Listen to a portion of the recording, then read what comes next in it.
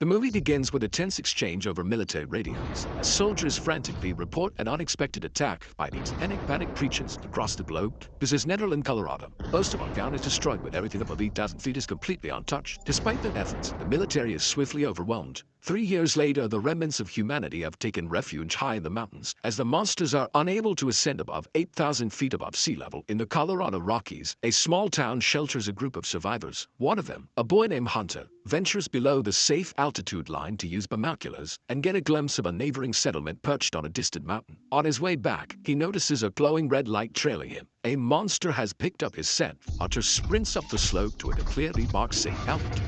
Just as the creature closes in, he crosses the line, and the monster stops its pursuit. At home, Hunter recounts the encounter to his father, Will. Furious, Will reprimands him for risking his life and reminds him of his weak lungs, which could have given out during the chase, pound oxygen every night. Later, Will goes hunting with Caddy, a friend of his late wife, Tara. He explains that Hunter often goes below the boundary to look at the other community. Caddy sympathizes. Hunter misses having Pierce's age and longs for someone to play with, but Will adds that it's not just about loneliness. The place Hunter visits is where he last saw his mother while tracking a deer. Will and Caddy successfully bring down their prey and start heading back with their haul. On the way, they notice their neighbor Nina tinkering with makeshift armor-piercing rounds. She's testing them on a piece of a monster, tough, almost indestructible scales. Before the apocalypse, Nina was a brilliant scientist dedicated to her work. Now she dreams of discovering a way to kill the creatures. That evening, Will hears a warning beat from the inhalation machine his son uses at night. He quickly replaces the filters so Hunter can breathe. Born prematurely, Hunter has underdeveloped lungs that could fail at any moment. Realizing the stock of filters is running dangerously low, Will decides to risk a deadly trip to the lowlands, specifically to Boulder. He believes the hospital there might still have supplies. The next day, Will spends time with Hunter, teaching him how to protect their potato plants from the cold and showing him how to catch fish properly. It's Hunter's birthday, so Will goes to the town's store and buys the last packet of macaroni and cheese, Hunter's favorite dish, to make a special dinner. As they eat, Hunter laments his lack of social interaction and asks why they don't use the radio to communicate with others. Will explains that their electricity is barely enough to power Hunter's machine, and they stay in touch with other shelters by using flags. After dinner, Caddy stops by with a couple of beers. Sitting on the porch, she and Will reminisce about their carefree lives before the apocalypse while watching Nina's latest experiments. Later that night, Hunter has another respiratory attack, forcing Will to use an emergency syringe of medicine since they've run out of machine filters. Realizing he's out of time, Will heads to Nina's house in the middle of the night. How's the drinking? Keeps me from killing myself. How's Zero's hair? Keeps me from killing you. From their conversation, we learn that Nina once ventured to Boulder's labs to gather chemicals and equipment for her research on weapons against the monsters. It was during that trip that Tara, Will's wife, was killed. Will harbors deep resentment toward Nina for leading Tara to her death. However, because Nina is the only one to have ever returned alive from such a trip, Will asks her to accompany him to the hospital. Nina refuses, calling the idea sheer madness, as the creatures would tear them apart. Will insists she owes him. You owe me this much. For Tara, pointing out that she has nothing left to lose. He leaves confident she will eventually join him. After Will departs, Nina begins crafting a special compass, haunted by flashbacks of her last excursion when she witnessed the monsters slaughter her friends, including Tara. Nina is consumed by guilt. By Bretney. In the end, this guilt compels her to agree to the mission, and she goes to Will. Will asks a local woman to look after Hunter for 5 days while he ventures to retrieve the filters. In the morning, Will stocks up on weapons at the armory for the journey. Caddy finds him there and confronts him for leading without saying anything. You just go run off and get yourself killed without saying a word, like Tara.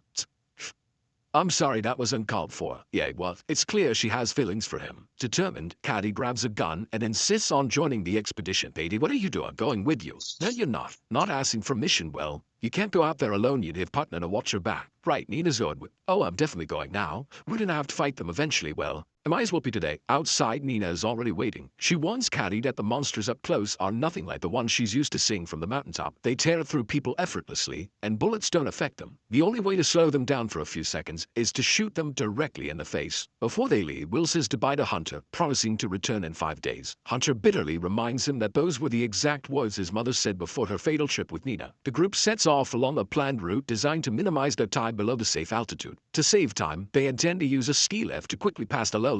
Along the way, tensions run high between Nina and Caddy, who openly dislike each other. Frustrated by Nina's attitude, Will knocks a flask of alcohol out of her hand. When they spot a wrecked military convoy below, destroyed by monsters, they decide to descend and scavenge the abandoned Toyota Land Cruisers and the remains of the soldiers for supplies. As they hike down the trail, Nina explains that her compass can detect monsters within half a mile. Their magnetic field is stronger than that that of any living organism on the planet. She hands the compass to Caddy, tasking her with keeping watch while Will searches for gear, and Nina digs up a piece of armored monster scale for further research. While scavenging, Will finds an underbarrel grenade launcher, but admits he has no idea how to use it. Caddy takes it confidently, attaching it to a rifle. "I'm from Texas, well, I'm from Louisiana. It doesn't mean my dad taught me how to use a grenade launcher." They prepare to continue their journey, but first exchange heated words. Nina accuses Caddy of flirting with the husband of her deceased friend, while Caddy retorts that Tara's death is Nina's fault. The argument escalates, and the two exchange blows before the group reluctantly moves on. "I'll wake you, Nina. I never have.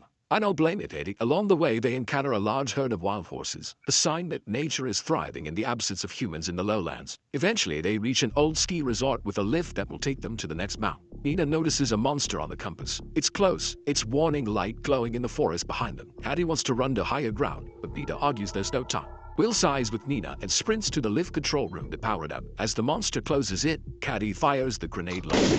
The explosion smoke, but doesn't harm it, while Caddy and Nina take defensive position, firing the advancing monster. Will manages to restore power and start the lift. He and Nina hop onto a chair and begin ascending. Caddy, now higher up, finds a support pole and leaps toward the moving lift. She barely grabs hold of the chair's edge, and Will grabs her arms to pull her up. Just then, the monster lashes out with a tentacle, striking the caver. The resulting shockwave shakes the chair violently, causing all three to fall to the ground. Fortunately, the drop isn't too hot. Scrambling to their feet, they sprint toward the safe altitude high. They reach the boundary just as the monster halts at the edge, unable to follow. That night, the group shelters in one of the resort houses, sharing a bottle of whiskey before bed. Nina explains how the initial attack by the creatures was so swift and overwhelming that humanity had no chance to identify their weaknesses. It is different.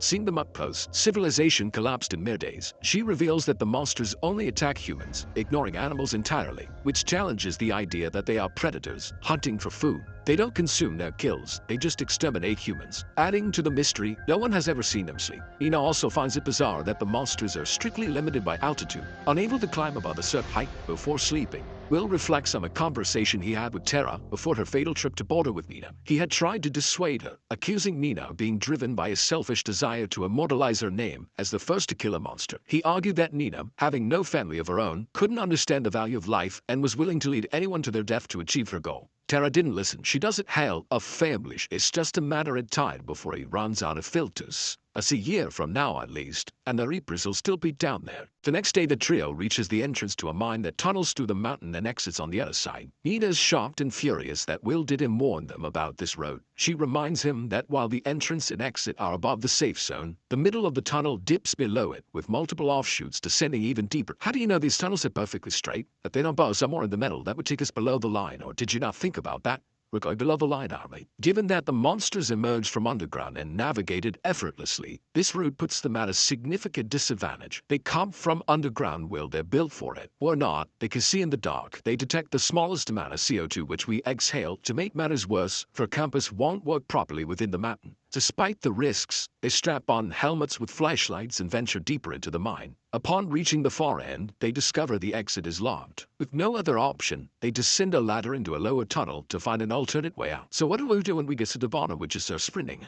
"But we can't sprint across, we'll just exhaust ourselves and make too much noise. Worse than that, we'll quadruple our CO2 output, which they can track from a mile away. That's what that light is at the end of the tentacles. So slow is steady. Are we ready?" "No.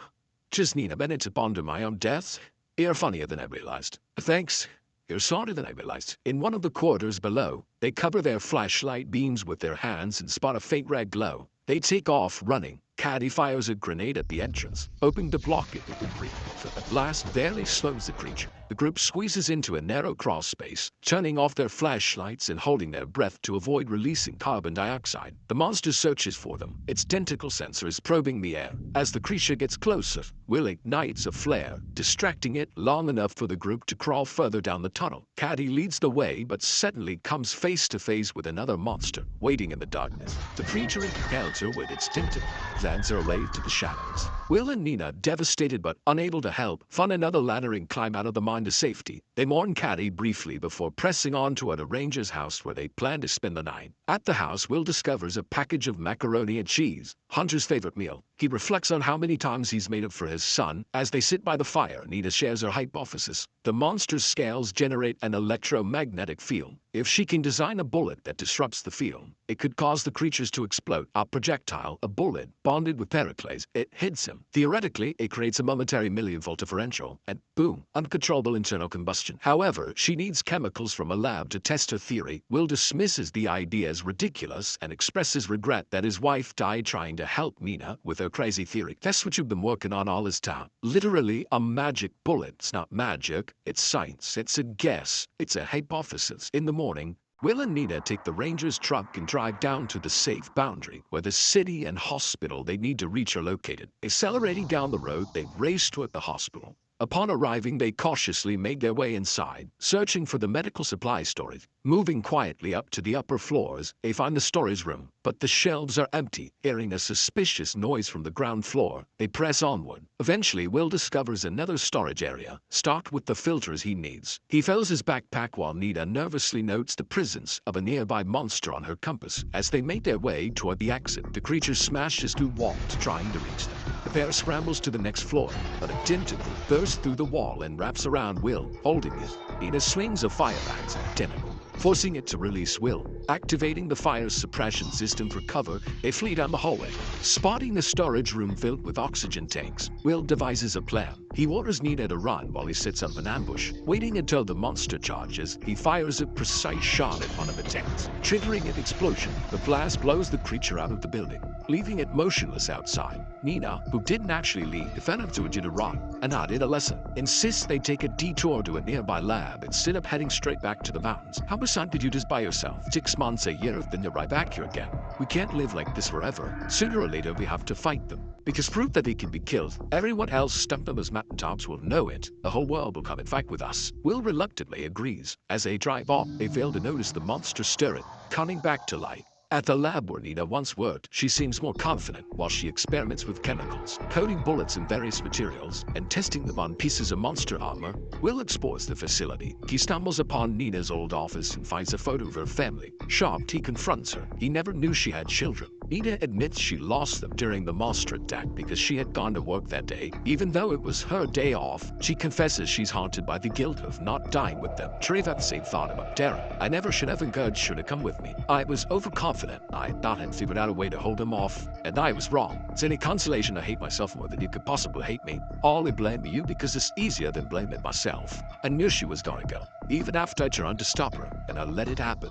Can't blame herself. Neither of us can. The initial experiments yield no results. Frustrated, Will suggests they leave, but Nina insists he should go on without her. She plans to stay and keep working. If she succeeds, she promises to catch up in her car, which has been gathering dust in the parking lot for 3 years. Will wants to help, but Nina urges him not to risk his life for her. It's her responsibility alone. Besides, Hunter needs the filters, and without them, he won't survive. Nina refines her process using a blowtorch to help the coating on her bullets dry faster. When the compass needle stops, signaling the approach of a monster, she notices some rechargeable batteries and decides to incorporate cobalt, a material used to create powerful heat-resistant magnets. She successfully crafts and charges her first cobalt-coated bullet just as a monster crashes into the building. Taking aim, she fires. Meanwhile, Will speeds toward the mountain in the ranger's truck, but a tire blows out, causing the vehicle to skid and crash into a boulder before flipping over. Will loses consciousness. When he wakes, it's evening. He hears the growls of a nearby monster.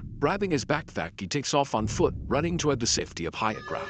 The monster chases him relentlessly across the rugged terrain. As he nears the safe zone, another monster blocks his path. A third suit joins them, and the creatures cut him, trapping him. Desperately, Will fires at them, knowing it's a losing battle. Suddenly, one of the monsters collapses motionless and explodes into fiery fragments. At the top of the hill stands Dina, triumphant, wielding a rifle loaded with mobile bullets. The bullets short-circuit the monster's electromagnetic fields, causing them to explode. Dina takes down the remaining creatures, revealing their robotic interiors. The debris suggests they aren't organic, but machines. They're machines programmed to target humans and avoid altitudes above 8,000 feet. Solid and creature.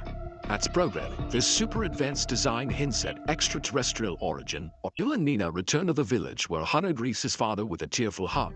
Nina raises a flag with the Jolly Roger symbol on the village flagpole. a signal to other settlements that she has discovered a way to fight the monsters. The good news spreads over the radio, and the locals begin crafting makeshift cobalt-coated bullets using available materials. At the village memorial by the river, Nina and Will place a bullet inscribed with Caddy's name, honoring her sacrifice. Together, they set out to fulfill her dream, to fight back against the monsters. The volunteer squad, armed with the new weapons, descends from the mountain. The camera pans over the landscape from a bird's-eye view, revealing flashes of explosions in the distance as alien robots are destroyed. Humanity is finally fighting back. On this hopeful note, the film ends.